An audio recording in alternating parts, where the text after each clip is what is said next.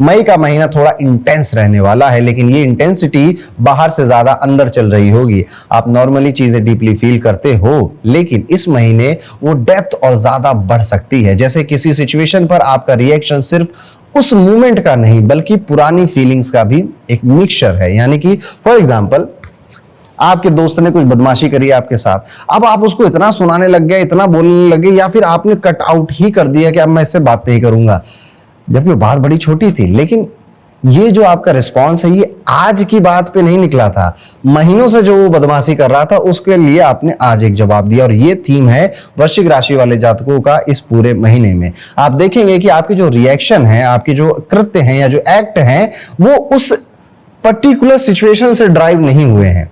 ये आपने काफी टाइम से बहुत सोचा, समझा, झेला, महसूस किया और अब जाकर आप बोलने पे आ गए हो। आपको बहुत ज्यादा सीरियस नहीं होना है इस महीने में। कुछ लोग बुरा मान जाएंगे, फिर आपको भी अच्छा नहीं लगेगा, इसलिए इतना ज्यादा सीरियस होने की जरूरत नहीं है। ये नॉर्मल है और आप इस महीने को भी आराम से सेल कर जाओगे। ये जो इंटरनल पुल है आपके अंदर, वो इस महीने का थीम है आपका। महीने की शुरुआत हैवी फील होगी। महीने की शुरुआत में आपको लगेगा कि यार क्या कर रहा हूं, पैसे कहाँ हैं, एफर्ट्स मेरे वेस्ट हो रहे हैं, मेहनत करता रहता हूं, कोई तारीफ क्यों नहीं कर रहा है। इस तरह की कई सारे विचार आपके मन में आएंगे, लेकिन सिचुएशन आपके फेवर में फिर भी उतनी स्मूथली नहीं चल पाएंगी, चाहे आप कितना सोच लें। इस वजह से थोड़ा सा इरिटेशन और इंपेशेंस आना लाजमी है। करियर के पर्सपेक्टिव से अगर हम देखें तो जो फर्स्ट हाफ है वो थोड़ा चैलेंजिंग जरूर है आपके लिए। फर्स्ट हाफ का मतलब पहले 15 दिन जो मई के होने वाले हैं, लेकिन उसमें हर्डल्स आ रहे हैं, काफी ज्यादा डिले हो रहा है, तारीफ नहीं मिल रही है, काम पूरी तरह से नहीं हो रहा है, लोग कोऑर्डिनेट नहीं कर रहे हैं, कोऑर्डिनेशन के इश्यूज हो रहे हैं, कभी अननेसेसरी कॉम्प्लिकेशंस क्रिएट हो रहे हैं। आपको लगेगा कि चीजें अननेसेसरी क्यों इतनी डिफिकल्ट हो रही हैं। इस फेज में सबसे इंपॉर्टेंट चीज है रिएक्शन कंट्रोल करना। आप नेचुरली इंटेंस हो और अगर आपने हर सिचुएशन पर स्ट्रॉन्ग रिएक्शन दिया तो सिचुएशन और कॉम्प्लिकेटेड हो सकती है। इसीलिए मैं कह रहा हूं ठंड रखो थोड़ी, इस महीने ठंड रखनी है, ठंड पाओ। मिड मंथ के बाद सिचुएशन अपने आप ही इंप्रूव हो जाएगी। यानी कि सिर्फ 10-15 दिन का खेल है ये सारा। आपके मन, आपके इमोशंस के बीच में आपका कॉन्फिडेंस वापस आएगा, आपका काम का फ्लो बेटर होगा। जो एफर्ट्स आपने पहले लगाए तो उनके रिजल्ट दिखना शुरू हो जाएंगे। स्पेशली आपके वर्क एरिया में, आपकी जॉब में आप देखेंगे कि आप एक बहुत स्ट्रॉन्ग पर्सनालिटी बनकर अपने प्रोफाइल में, अपने डोमेन में बाहर निकल कर आ रहे हैं। अगर आप व्यापार करते हैं, बिजनेस करते हैं, तो आप थोड़े से कॉशियस जरूर रहिएगा इस महीने। ये महीना नए एक्सपेरिमेंट्स का नहीं है, जो चल रहा है उसे स्टेबल रखने में ज्यादा फायदा है आपका। फाइनेंशियली ये महीना सरप्राइजिंगली बेटर है आपके लिए। इनकम के चांसेस अच्छे बने हुए हैं, आप अपनी मेहनत के हिसाब से ज्यादा अच्छा कमा भी रहे हैं। एक पॉजिटिव पैटर्न ये है कि आप सेविंग्स भी कर पाओगे अगर आपने डिसिप्लिन मेंटेन किया। कभी कभी अनएक्सपेक्टेड गेन्स या स्टक मनी वापस आने के चांसेस भी बन सकते हैं। ओवरऑल फाइनेंशियल साइड सपोर्टिव है, बस इंपल्सिव स्पेंडिंग अवॉइड करनी होगी। हेल्थ के केस में ये महीना थोड़ा सेंसिटिव है। फर्स्ट हाफ में ही आप देखेंगे कि आपको आंखों से रिलेटेड कोई प्रॉब्लम आ रही है, आपको अब थकान जल्दी चढ़ जाती है, आपके बैक में भी अब पेन स्टार्ट हो चुका है।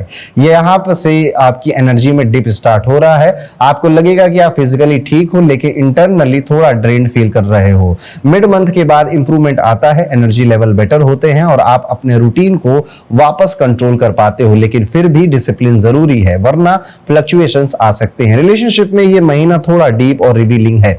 आपको लोगों की इंटेंशन ज्यादा क्लियरली समझ आएगी। कभी ऐसा होगा कि आप किसी की एक छोटी सी बात से उनका पूरा माइंडसेट समझ जाओगे। लव लाइफ में भी आप देखोगे कि पहला जो हाफ है सेंसिटिव है, थोड़े झगड़े हो रहे हैं, छोटी बातों पर आर्गुमेंट्स बढ़ रहे हैं, इमोशनल ब्लैकमेल किया जा रहा है आपको और लोग, आपका जो पार्टनर है वो ज्यादा ही इमोशनली रिएक्ट कर रहा है। आप या तो ज्यादा एक्सपेक्ट कर रहे हो या फिर सामने वाला उतना एक्सप्रेस नहीं कर पा रहा है।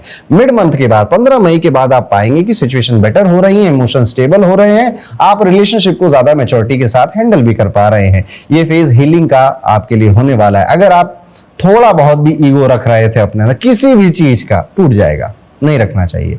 मैरिड लाइफ में भी पेशेंस बहुत जरूरी है। कभी कभी आप अपनी बात स्ट्रांगली रखना चाहोगे लेकिन सामने वाला उसे डिफरेंट, अलग ही किसी टेंजेंट पे ले जा रहा है। आपने कहा ये तो बात भी नहीं थी, मैं तो कुछ और कह रहा हूं, क्योंकि सामने वाले की गलती ना पकड़ी जाए इसलिए वो बातों को घुमाएंगे, फिर उसमें इमोशनल एंगल आएगा, फिर आप परेशान हो जाओगे।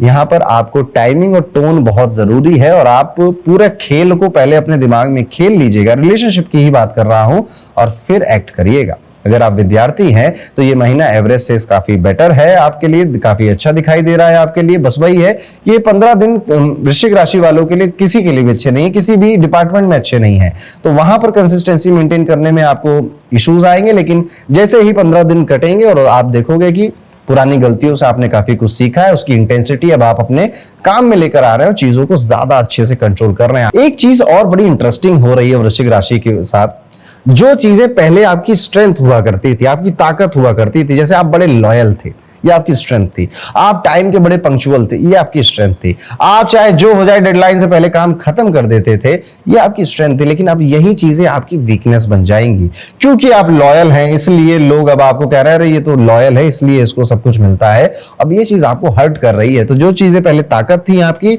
अब कहीं ना कहीं आपको ऐसा फील होने लगेगा कि ये मेरी कमजोरी बनती जा रही है। लेकिन ऐसा कुछ नहीं है, ये आपके दिमाग का प्ले है, आपकी कुंडली में जो राहु का ट्रांजिट हो रहा है उसका ये पूरा खेल है। यहाँ पे घबराना बिल्कुल नहीं है। अगर आपने अपनी एनर्जी को डायरेक्शन दे दिया तो ये महीना आपको स्ट्रांग बना देगा। इस महीने की रेमेडी बड़ी सिंपल है, आपको कोशिश करनी है कि आप किसी भगवान विष्णु के मंदिर जाएं या श्री कृष्ण के मंदिर जाएं या राम जी के मंदिर जाएं और वहां पर आप कोई पौधा लगाकर आए, कोई पेड़ लगाकर चले आए, या फिर आप जो छोटी कन्याएं हैं उनको मिश्री और मखाने का जो प्रसाद है वो भगवान विष्णु को भोग लगाकर उनको दे दीजिए, उनको दान दीजिए। इस तरह से भी आप एक महीने को सेल कर पाएंगे। तो कुल मिला के अगर मैं कहूं तो वृश्चिक राशि वालों, ये जो 15 दिन है ये आपके लिए इमोशनली, फिजिकली, मेंटली काफी ज्यादा चैलेंजिंग होंगे। मतलब काफी ज्यादा तो नहीं कहूंगा, लेकिन हाँ, अप्रैल में जितना स्मूथ गया था उतने से तो ज्यादा ही चैलेंजिंग आपके लिए होंगे। यहाँ पर आपको अपने करियर में, अपने रिलेशनशिप्स में और अपनी हेल्थ में, तीनों को बहुत ज्यादा ध्यान देना पड़ेगा।